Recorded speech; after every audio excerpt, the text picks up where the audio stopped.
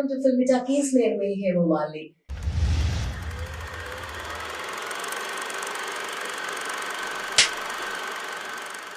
So ఈ రోజే చాలా గ్రాండియర్ గా తెలుగులో, తమిళంలో, మలయాళంలో రిలీజ్ అయిన సినిమా కర. సో ఈ సినిమాని విఘ్నేష్ రాజా గారు మనందరికి డైరెక్ట్ చేశారు. అండ్ ఇందులో స్టారింగ్ విషయానికి వచ్చేస్తే మన ధనుష్, మమతా బైజు, జయరామ్ అండ్ కేఎస్ రవికుమార్ గారు ఇందులో మెయిన్ క్యారెక్టర్స్ గా మనకి కనిపించబోయారు అనమాట.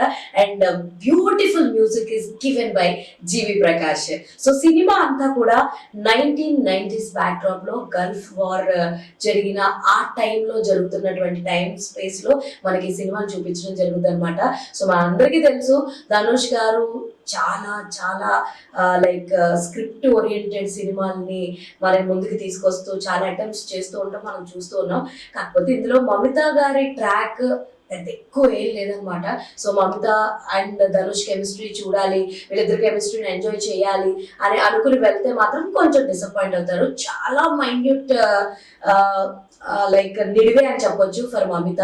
సో మొత్తం సినిమా అంతా కూడా ధనుష్ గారి మీదే ఉంటుంది, ధనుష్ గారి చుట్టూరునే తిరుగుతూ ఉంటుంది. అసలు ఏం చేశాడు, ఎలా చేశాడు, ఎందుకు చేశాడు, ఎందుకు ఇలా చేశాడు అన్న ప్లాట్ చుట్టూరు తిరుగుతుంది. బట్ ప్లాట్ ఏంటి అన్నది నేను ఇంకా చెప్పలేదు కాబట్టి ఏం చేశాడు, ఎలా చేశాడు, ఎందుకు చేశాడు అన్నది ఏంటి అని అనుకోవచ్చు.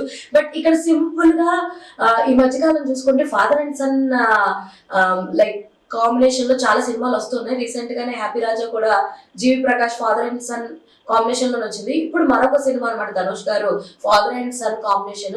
అసలు కేఎస్ రవి గారి యాక్టింగ్ ఎందులో ఉంటుందండి. ఆయన నిజంగానే ప్రూవ్డ్ యాక్టర్. బట్ ఇప్పుడు దాకా ఆయన చాలా రిచ్ గా చూసాం మనం, చాలా సినిమాల్లో చాలా రాయల్ క్యారెక్టర్స్ లో చూసాం.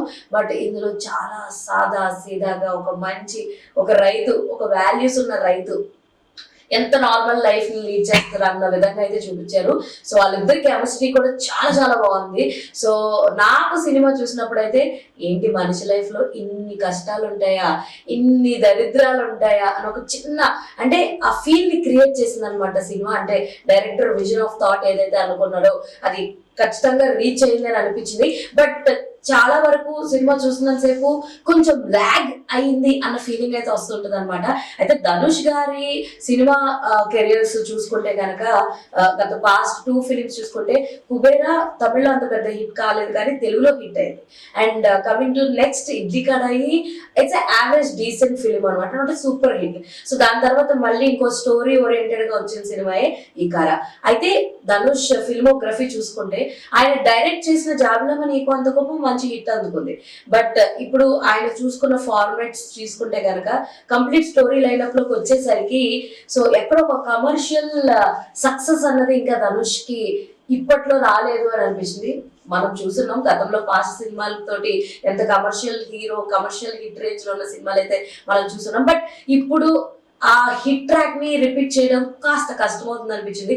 పాస్ట్ 3 ఫిలిమ్స్ కూడా అదే ట్రాక్ రికార్డ్ ని చేర్చుకోవడం అండ్ ఇప్పుడున్న సినిమా కూడా స్టోరీ ఓరియంటెడ్ కావడం, కమర్షియల్ ప్లాట్స్ చాలా తక్కువగా ఉండడం వల్ల ఇది కొంచెం మిక్స్డ్ టాక్ తో అయితే జనాల దగ్గరికి వెళ్తుందని చెప్పొచ్చు అనమాట.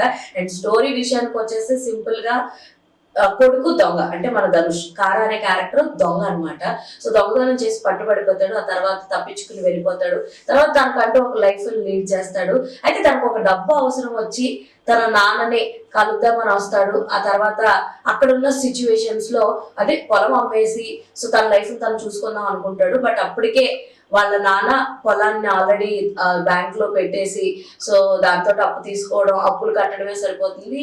ఇటు గల్ఫ్ వార్ వల్ల అటు పెట్రోల్ అవి సరిగ్గా లేకపోవడం అండ్ క్లైమాటికల్ కండిషన్స్ బాగోకపోవడం, పంట సాగు కాకపోవడం అండ్ వీళ్ళందరికీ డబ్బులు ఇదవ్వడం, ఇవన్నీ చాలా చాలా చాలా చాలా డ్రాస్టిక్ థింగ్స్ అన్ని ఉంటాయి అనమాట ధనుష్ లైఫ్ లో. అయితే ఏదైనా చేసి ఆ పొలం అమ్మేసి డబ్బులు తీసుకొని తను వెళ్ళిపోదాం అనుకుంటాడు.